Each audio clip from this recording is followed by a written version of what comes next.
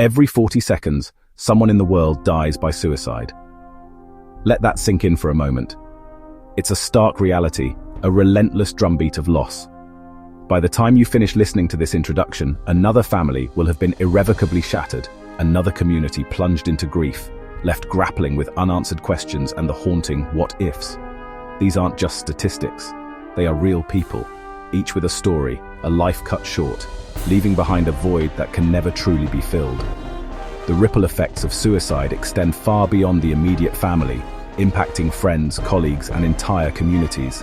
It's a global crisis demanding our attention, our empathy, and our action. We need to acknowledge the scale of this problem and understand the underlying factors that contribute to it. Behind so many of these tragic stories lies a silent, agonizing battle with an insidious illness.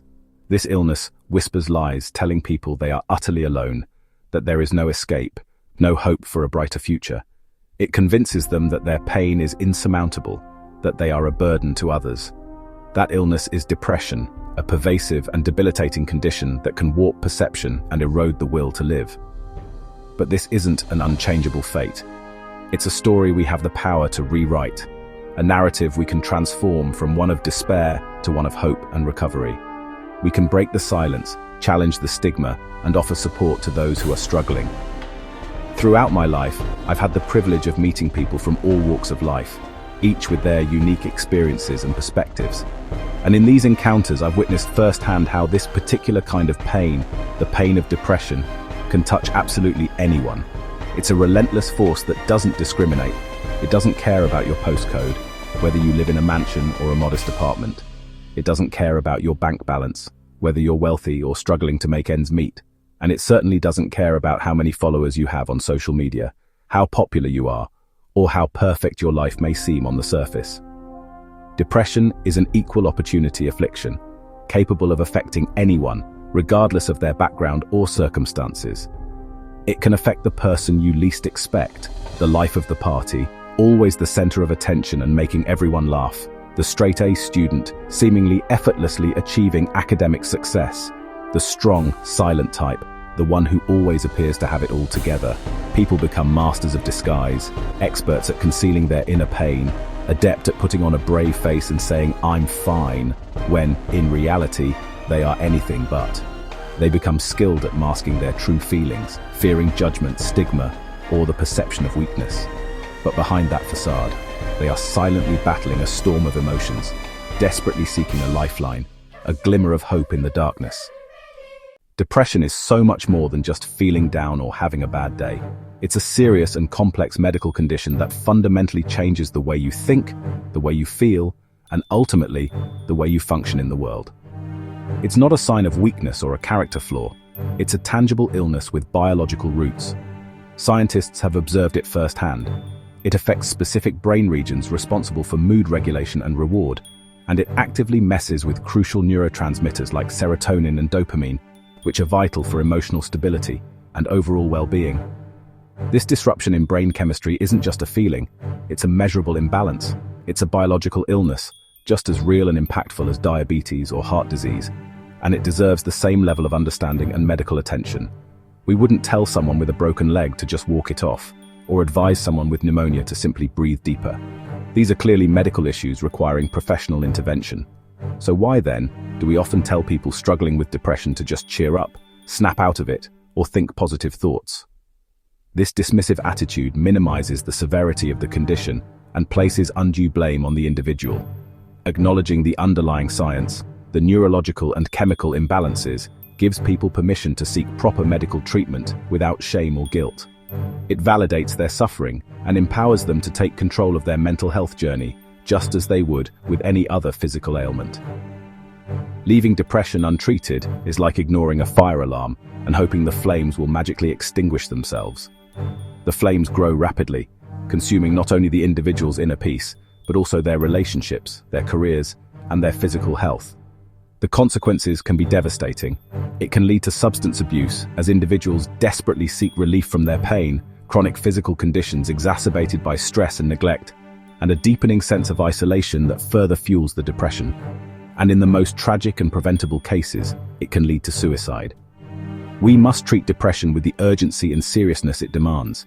It's a medical emergency hiding in plain sight, silently eroding lives and potential. Recognizing the signs and seeking help is not a sign of weakness, but an act of courage and self-preservation. One of the biggest barriers is stigma built on myths. Depression isn't weakness or self-pity. You can't just think positive. Talking about it doesn't make it worse.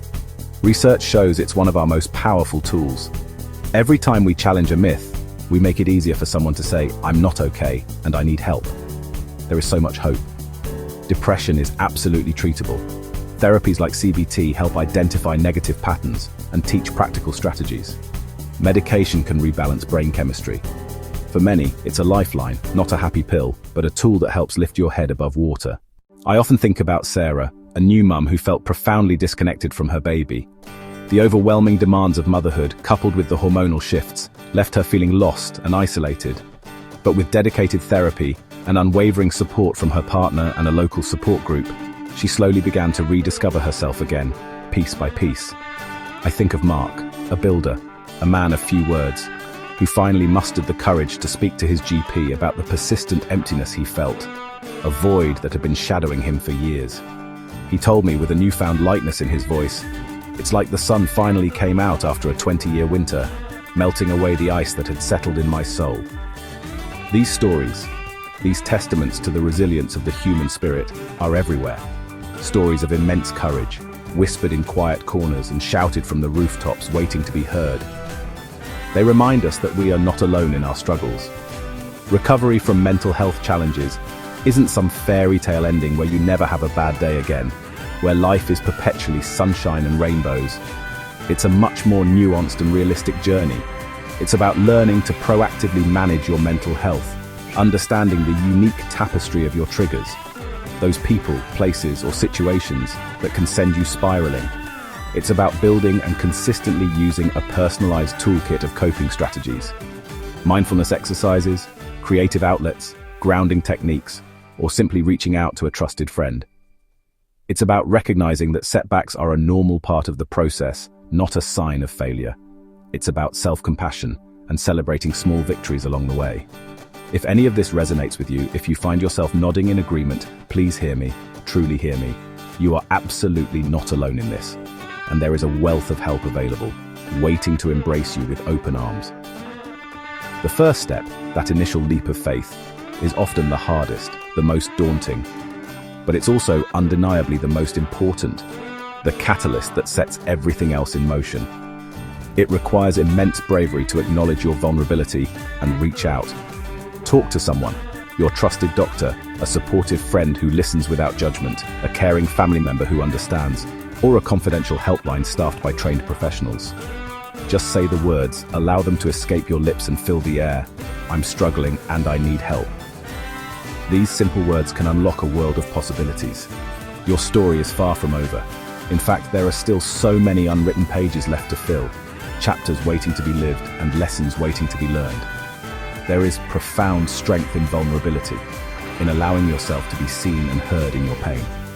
And there is unwavering hope and connection, in the shared human experience of overcoming adversity. Remember, you are stronger than you think, and you are worthy of happiness and healing. Samaritans, call 116 123 in the UK, a safe place to talk anytime, offering a listening ear and a non-judgmental space to share your burdens. Mind. Visit mind.org.uk for a comprehensive range of advice, resources and support services tailored to your specific needs. Crisis text line, text, shout to 85258 for free, 24/7 confidential support via text message, providing immediate assistance in moments of crisis. As the wise poet Rumi so eloquently wrote, "The wound is the place where the light enters you." Embrace your wounds, for they are not signs of weakness, but rather testaments to your resilience. Your courage to face this challenge head-on, to seek help, and embark on a journey of healing, just might be the defining moment of your life, the moment you discover your true strength and potential.